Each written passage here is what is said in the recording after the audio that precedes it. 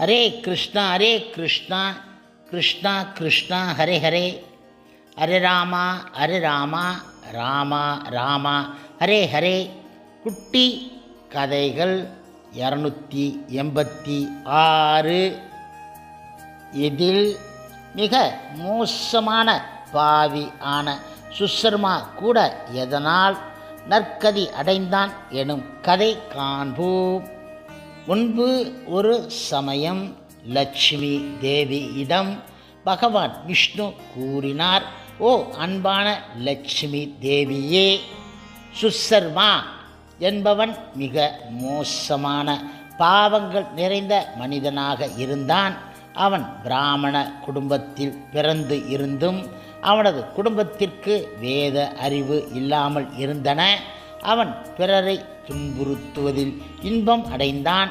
எனது திருநாமங்களை ஜபிப்பதிலோ, தானம் வழங்குவதிலோ, விருந்தினரை உபசரிப்பதிலோ அவன் ஒருபோதும் ஈடுபட கிடையாது. உண்மையில் அவன் எந்த ஒரு புண்ணிய செயலையும் செய்ய கிடையாது. அவனது ஜீவனத்திற்காக அவன் இலைகளை சேகரித்து அவற்றை கடைத்தெருவில் விற்று வந்தான். மது அருந்துவதிலும், மாமிசம் உண்பதிலும், மேலும் சூதாட்டத்திலும், விலை மாதர்களிடம் செல்வதிலும் அவன் ஆனந்தம் கண்டான். இவ்வாறாக தனது வாழ்க்கையை கழித்து வந்தான் அவன். இப்படியாக இருக்கும் சமயம் ஒரு நாள் அந்த முட்டாள் சுசர்மா ஒரு சாதுவின் தோட்டத்தில் இலைகளை சேகரிக்கச் சென்றபோது ஒரு விஷ பாம்பு கடித்ததால் இறந்து விட்டான். இறந்த பின்பு பல நரகங்களுக்கு சென்று பலகாலம் துன்பப்பட்டான். அதன் பின்பு ஒரு எருதின் உடலை பெற்றான். அந்த எருது மிக தளர்ந்த மனிதன் ஒருவனால் வாங்கப்பட்டு வேலையில் ஈடுபடுத்தப்பட்டது. 7-8 வருடங்களுக்கு தாங்க முடியாத பாரங்களை சுமப்பதற்கு ஈடுபடுத்தப்பட்டது. ஒரு நாள் அந்த தளர்ந்த மனிதன் மிகவும் சுமையான பாரத்தை எருதின் முதுகில் ஏற்றி உடனே அதை துரிதப்படுத்தினான். திடீரென அந்த எருது கீழே விழுந்து மயக்கம் ஆகிவிட்டது. பலர் கூடி நின்று நடப்பதைக் கண்டு எருதின் மீது இரக்கம் கொண்டார்கள். இப்பொழுது ஒரு புண்ணியவான் தனது புண்ணிய செயல்களின் ஒரு பகுதியின் பலனை எருதுக்கு அர்ப்பணித்தான். அதை பார்த்த பல மனிதர்கள் தங்களது புண்ணிய செயல்களை நினைவில் கூர்ந்து அவற்றில் சிலவற்றில் பலன்களை எருதுக்கு தாரை பார்த்தார்கள். அந்த கூட்டத்தில் ஒரு வேசியும் பரத்தையும் இருந்தால் அவளுக்கு தான் ஏதேனும் புண்ணிய செயல்கள் செய்தது உண்டா என ஞாபகம் கிடையாது. எனினும் பிறர் அந்த எருதுக்கு தம் நல்ல காரிய பலன்களை அளிப்பதைக் கண்டு தானும் ஏதேனும் நல்ல செயல் செய்து இருந்தால் அதன் பலன் எருதுக்கு போய் சேரட்டும் என அவளும் புண்ணியத்தை அளித்தாள். அதன் பின்பு அந்த எருது இறந்துவிட்டது. மரண தேவனான யமராஜனின் ராஜ்யத்திற்கு சென்றது. இப்பொழுது அங்கே யமராஜர் கூறினார், ஓ உனது பழைய பாவங்களின் விளைவுகள் அனைத்தில் இருந்தும் இப்போது நீ விடுபட்டு விட்டாய். அந்த பரத்தை உனக்கு அளித்த நல்ல செயல் பல நாள் அது சாத்தியமாயிற்று. அதன் பின் அவன் மிக உயர்ந்த பிராமண குடும்பத்தில் பிறந்தான். அந்த பிறவியில் தனது முந்தைய பிறவிகளை அவனால் ஞாபகம் வைத்து கொள்ள முடிந்தது. பல நாட்களுக்கு பின்னர் தன்னை நரக உலகத்திலிருந்து காப்பாற்றிய அந்த பரத்தை தேடி காண முடிவு செய்தான். இப்பொழுது அந்த பெண்ணை கண்டு தன்னை அவளிடம் அறிமுகம் செய்து கொண்டு அவளிடம் கேட்டான், என்னை நரக நிலையில் இருந்து விடுவிக்கும் அளவுக்கு நீ புரிந்த நல்ல செயல்கள் என்ன என கேட்டான். அதற்கும் அவள் அவனிடம் கூறினாள், ஓ ஐயா, அந்த கூண்டில் உள்ள கிளி தினமும் எதையோ சொல்கின்றது. அதை நான் கேட்டு கேட்டு எனது இதயம் முழுமையாக தூய்மை அடைந்து விட்டது. அந்த வாசகங்களை கேட்டதன் பலனை நான் உமக்கு அளித்தேன். அதன் பின்பு அவர்கள் இருவரும் கிளியிடம் அது தினமும் சொல்லும் வாசகங்களை பற்றி கேட்டார்கள். அந்த கிளி தனது பழைய பிறவியை ஞாபகத்தில் கொண்டு தனது கதையை கூற ஆரம்பித்தது. முன்பு நான் மிக கற்று அறிந்த ஒரு பிராமணனாக இருந்தேன். ஆனால் எனது கர்வத்தால் கற்று அறிந்த பிறரை நான் அவமதித்தேன். அத்துடன் நான் மிக்க பொறாமை கொண்டவனாக இருந்தேன். நான் இறந்த பின்னர் பல நகரங்களில் மிகவும் துன்பங்களை அனுபவித்த பிறகு இந்த கிளியாக பிறந்து இருக்கின்றேன். எனது முந்தைய பாவ செயல்களின் விளைவாக நான் குழந்தையாக இருந்தபோதே எனது பெற்றோர் இறந்து விட்டார்கள். ஒரு நாள் சூடான மணலில் பாதுகாப்பு இல்லாமல் நான் கிடந்தபோது சில முனிவர்கள் என்னை பார்த்து அவர்களின் ஆசிரமத்துக்கு என்னை கொண்டு சென்றார்கள். அங்கு என்னை ஒரு கூண்டில் அடைத்தார்கள். அதே இடத்தில் அந்த முனிவர்களின் குழந்தைகள் பகவத்கீதையின் முதல் அத்தியாயத்தை வாசிக்க கற்றுக்கொண்டு இருந்தார்கள். அவர்கள் அந்த பதங்களை திரும்ப திரும்ப வாசித்ததை கேட்டு நானும் அவர்களோடு சேர்ந்து சொல்ல ஆரம்பித்தேன்.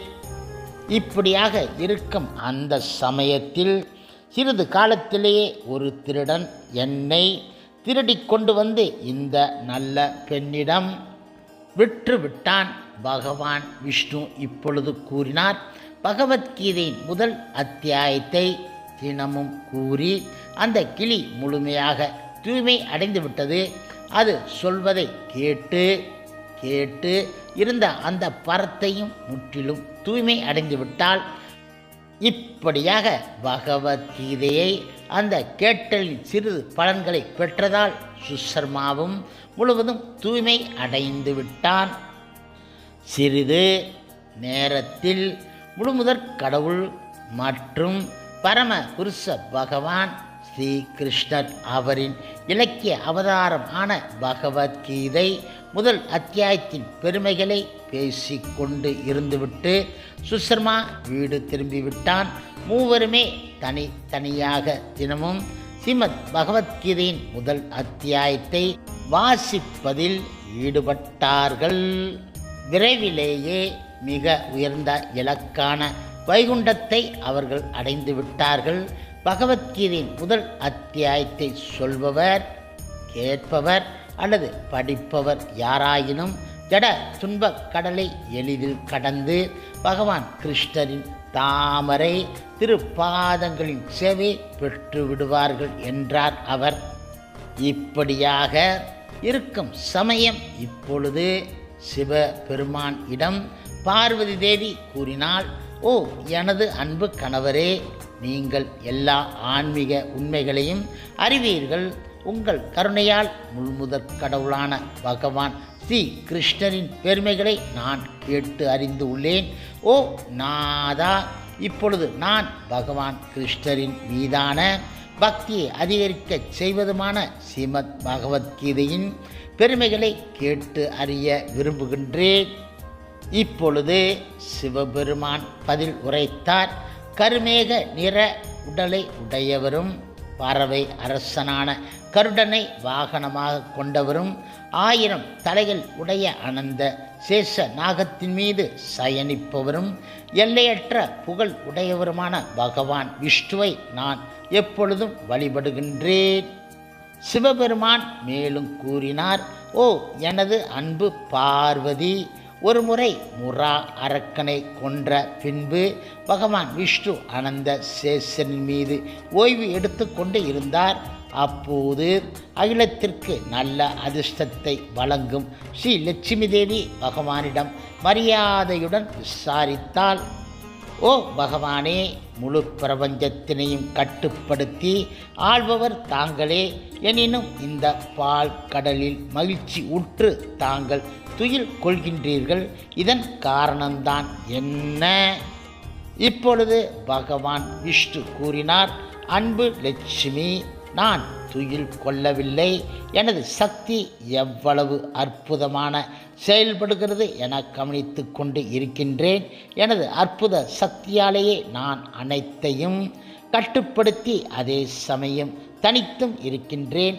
எனது இந்த தெய்வீக செயல்களை நினைவில் கொள்வதாலேயே பெரும் பக்தர்கள் மற்றும் யோகிகள் பிறப்பு, இறப்பு, முதுமை, நோய் எனும் மறுபிறவி சக்கரத்திலிருந்து தங்களை விடுவித்து கொள்ள முடிகின்றது.